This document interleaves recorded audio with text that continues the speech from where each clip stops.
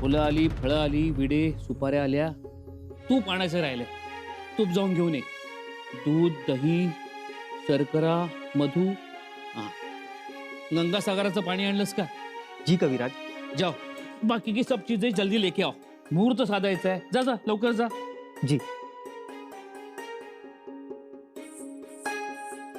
हा चंडी. कविराज, काय हो, तेवढी तयारी म्हणायची ही? हो तर महापूजाच दिसतीये. महापराक्रम केला म्हणून ही महापूजा. आमच्या राजांनी केवढा मोठा पराक्रम केलाय. 5 लाखाच्या फौजेत घुसून औरंगजेबावरती हल्ला केला. ही असामान्य बाब आहे. याआधी कुणीही कुठल्या राजानं असं केल्याचं आठवत नाही. आमच्या दादासाहेबांचे धाडस म्हणजे चकित करायला लावणारेच असते. एवढं मात्र खरंय. अहो, म्हणून तर ही महापूजा. आणि ही महापूजा आम्ही स्वतः करणार आहोत. प्रथम महाचंडीला पंचामृतानं स्नान घालणार. दुग्ध स्नान, दही स्नान, घृतस्नान, मधुस्नान. ओम मधुवातामृतायते मधुक्षरंती सिद्धवा. आणि त्यानंतर शर्करा स्नान. ओम स्वादु पंचस्व दिव्याय जन्मने. आणि त्यानंतर शुद्धोदकम स्नानम समर्पयामी. कविराज, जी. मोठीच तयारी आहे मग. हो. अहो, एवढंच नाही तर आम्ही स्थापना मंत्रही म्हणणार आहोत. आणि मग त्यानंतर मा चंडीला वस्त्रार्पण केलं जाईल. मग गंध, अक्षता, फुलं वाहून मा चंडीला सौभाग्य अलंकार दिले जातील. राणीसाहेब, अक्कासाहेब, राजांची प्रत्येक मनोकामना पूर्ण व्हावी म्हणून ही महापूजा आरंभली आम्ही. आमंत्रण कुणाकुणाला देणार आहात? एकदा पूजेची सिद्धता झाल्यावरती गडावर प्रत्येक मान्यवरास, तमाम रयतेस आम्ही आमंत्रण देणार आहोत. सगळ्यांनी यावं, दर्शन घ्यावं, महाप्रसादाचा लाभ घ्यावा.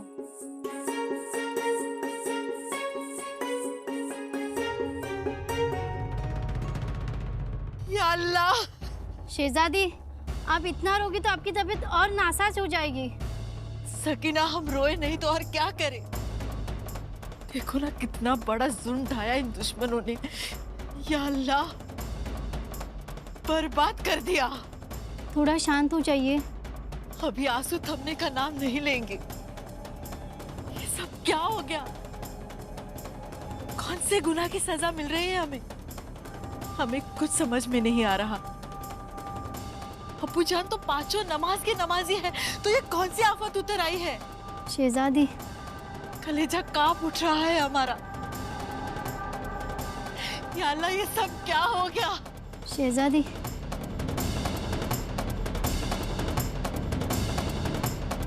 थोड़ा सा शरबत पी लो, थोड़ा करार महसूस होगा।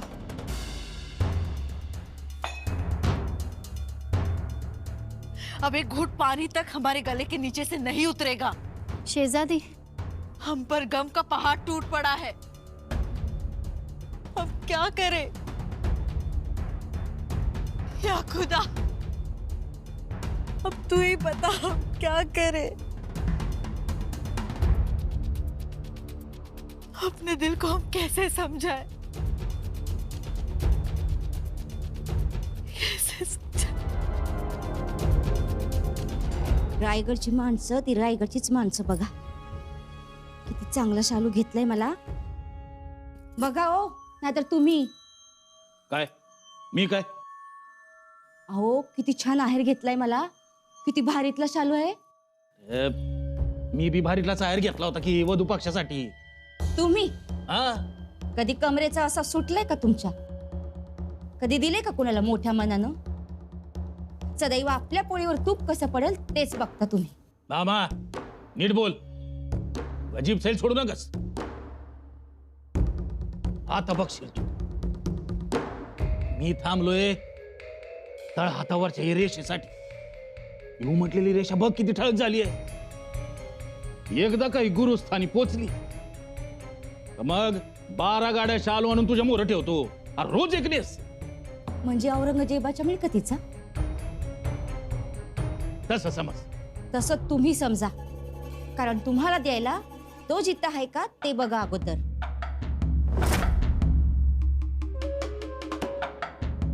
का काय झालं? अव तंबू जळला नव्ह का त्याचा? राहतोय का त्यात तो?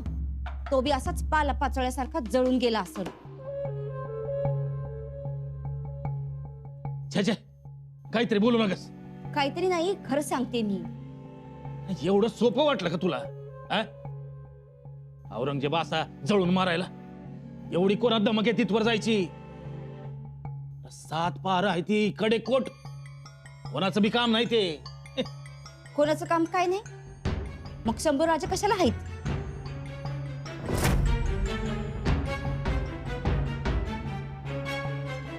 म्हणजे त्यांनी पेटवलं तंबू. मग तुमच्यात आहे का ती धमक? तुम्ही जा आणि या हात पसरून.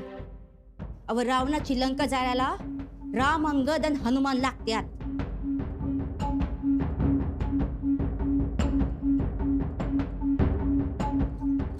आता पटतंय मला. अरे पटतंय म्हणजे समजा हिशोबच लागला लग्नात नसण्याचा. तुम्ही हिशोबच करत बसा आणि रेषा फुटलेला हात बी चोळत बसा. असं काय नाही होत सत्यभामा. ही रेषा मला धनाच्या ढिगाऱ्याकडे घेऊन जाणार आहे. नशीब बादशाच्या तंबूकडे घेऊन नाही गेली. अं? इतकं सोपं नाही धनी. स्वराज्य संपायला 10 जन्म घ्यावा लागत्याल. तुर्तास एवढं बोल गाठ मारून ठेवा.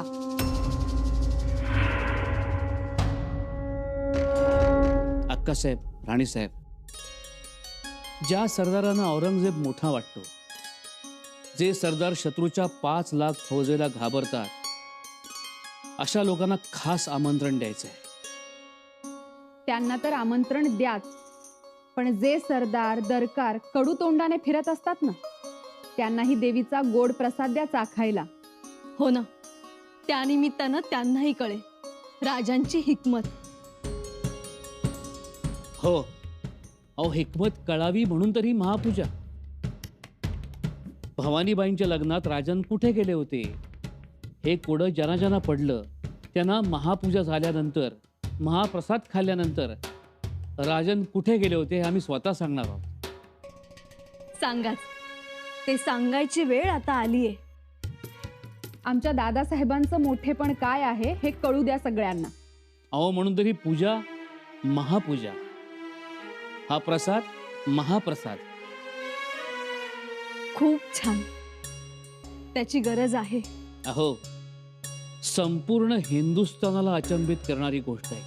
केवढं मोठं धाडस, औरंगजेबावर तलवार उचलण्याचं साहस आतापर्यंत कोणी केलं नव्हतं, ते राजांनी केलं. खरंच हो, देव जेव्हा जेव्हा राक्षसांना मारतो तेव्हा तेव्हा उत्सव हा साजरा केलाच जातो. कविराज,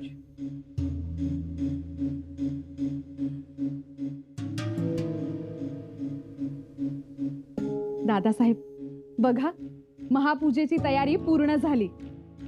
हो ते आम्ही पाहतोच आहोत. पण तुर्तास कोणताही समारंभ, पूजा नको.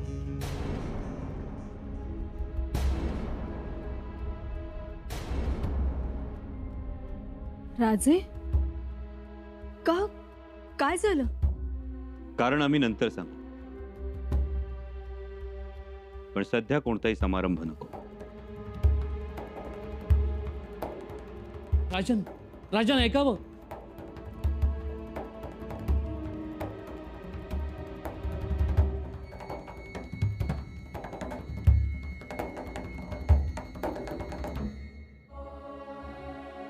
राणी साहेब, आम्ही आलोच.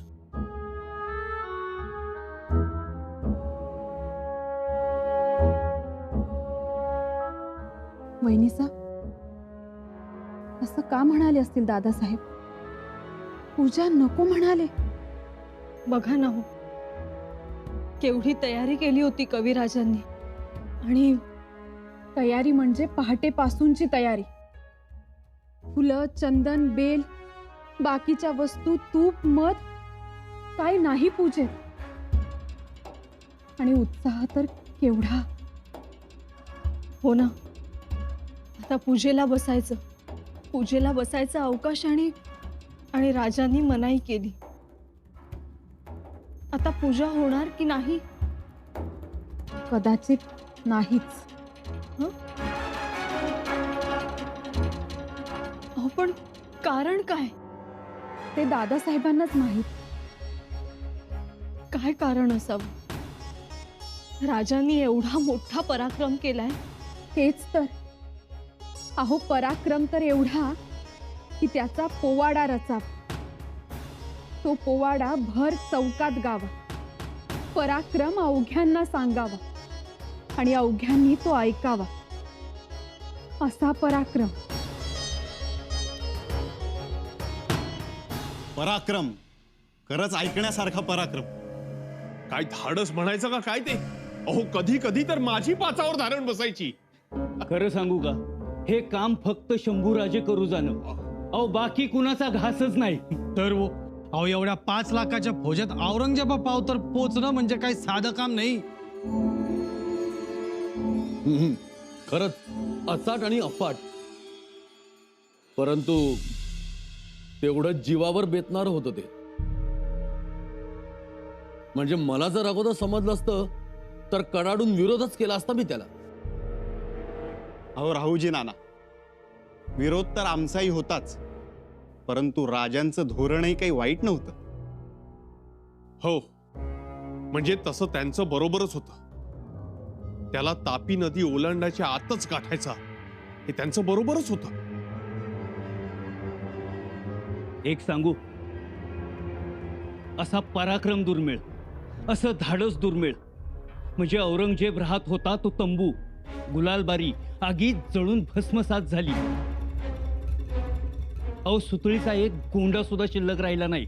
वा वा, म्हणजे संपलंच सगळं. तर मोठा विजय मिळवलाय. मला तर वाटतं ह्यो विजय साजरा करायला हवा. हे बघा राजा आलं.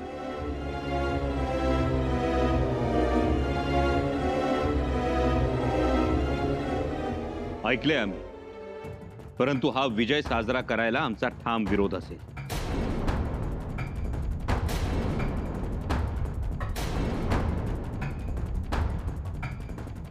राजे, माफी असावी, परंतु का नाही साजरा करायचा विजय? अशा वेळी आम्हाला आठवतात ते आमचे आबासाहेब, आमच्या आबासाहेबांचं धोरण. मिळालेल्या विजयाचा आनंद साजरा करत गाफील राहायचं नाही, उलट आणखी सावध व्हायचं. मिळालेल्या यशातून, संपत्तीतून आणखी मोठी सेना उभारायची आणि शत्रू पराभवाच्या धक्क्यातून सावरण्याआधीच दुसरा घाव घालायचा. त्याचा मुलूक मारायचा, त्याचा प्रदेश जिंकायचा. आमच्या आबासाहेबांनी हेच केलं. मिळालेल्या विजयाचं रूपांतर राज्य विस्तारात करण्याचं कौशल्य आत्मसात करायचं. शत्रू सावरण्याच्या आत दुसरा हल्ला करायचा. यशाला कुरवाळत बसायचं नाही, विजय साजरा करत बसायचं नाही. आणि म्हणूनच आम्ही हा विजय साजरा करू इच्छित नाही. अच्छा, म्हणून आपण मला महापूजा करू देत नाही आता. होय कविराज, त्या गोष्टीत शक्ती व्यर्थ करण्यात हासिल ते काय? बिलकुल सही. नाही, आम्हीच आनंदाच्या भरात, भावनेच्या भरात पूजेची तयारी केली होती. किंतु राजन, आपण रात्री औरंगजेबाचा तंबू जाळलात. होय कविराज, आम्ही तंबू जाळला, पण खरं तर ते अग्निदिव्यच होत. तिसऱ्या वेळी औरंगजेब आणि आम्ही समोरासमोर आलो.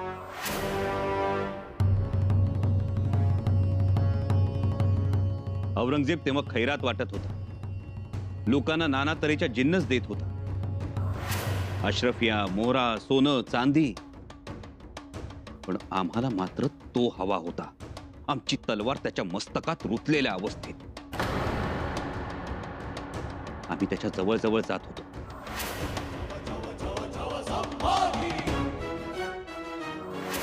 औरंगजेब टप्प्यात आला असं वाटलं, आणि तेवढ्यात त्याच्या सुदैवानं तो निसटला.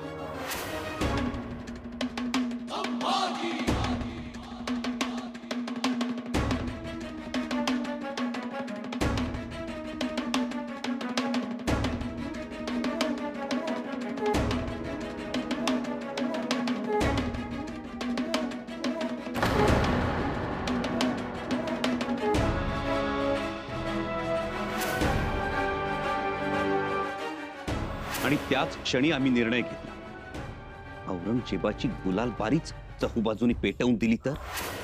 गुलालबारीला लागूनच छावणीचं दारुगोळ्याचं कोठार आहे. बहिर्जी काका, नामी माहिती आहे. महाराज, या दारुगोळ्याच्या कोठाराला जर आग लागली तर किल्ल्याच्या चिंदड्या चिंदड्या उडतील. औरंगजेब ज्या तंबूत राहतोय तो तंबू जळून भस्मसात होईल आणि उरल फक्त औरंगजेब नावाची राख. बहिर्जी काकांनी दारुगोळ्याचं कोठार शोधलं, उत्तम असं नियोजन केलं. कोठारापर्यंत पोहोचण्याचे 2 मार्ग आहेत. एक तर या किल्ल्यातून एक भुयारी मार्ग आहे आणि दुसरा आपल्याला गुलालबारीतनं थेट पुढे यावं लागेल. चौकीपारे कसे फोडता येतील?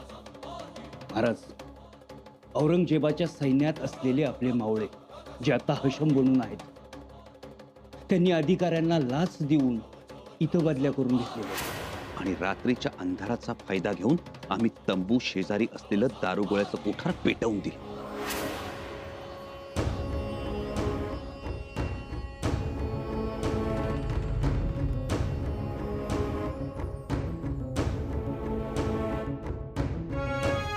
प्रचंड स्फोट झाला.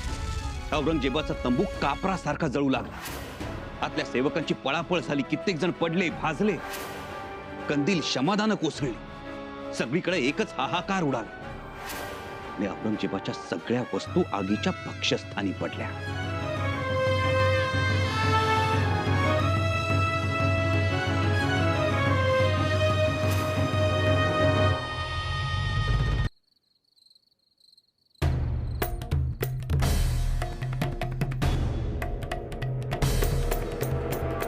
तैमूर खान, देख रहे हो ना ये सब? माफी हुजूर, माफी. माफी? कैसी माफी? अरे शर्म आनी चाहिए तुम्हें. हुजूर, इसमें मेरा कोई कसूर नहीं है. या खुदा, इतनी लापरवाही, इतना सारा होने के बावजूद भी तुम कह रहे हो कि मेरा उसमें कोई कसूर नहीं. हुजूर, हम सब ठीक पहरा दे रहे थे. तुम अपना काम कर रहे थे और ये सब हो गया. गुलालबारी के चिथड़े चिथड़े उड़ गए.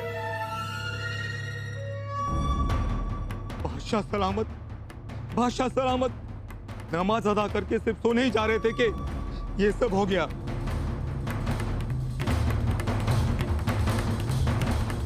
या खुदा, ये क्या हो गया? अब कहां ढूंढूं जहांपना को?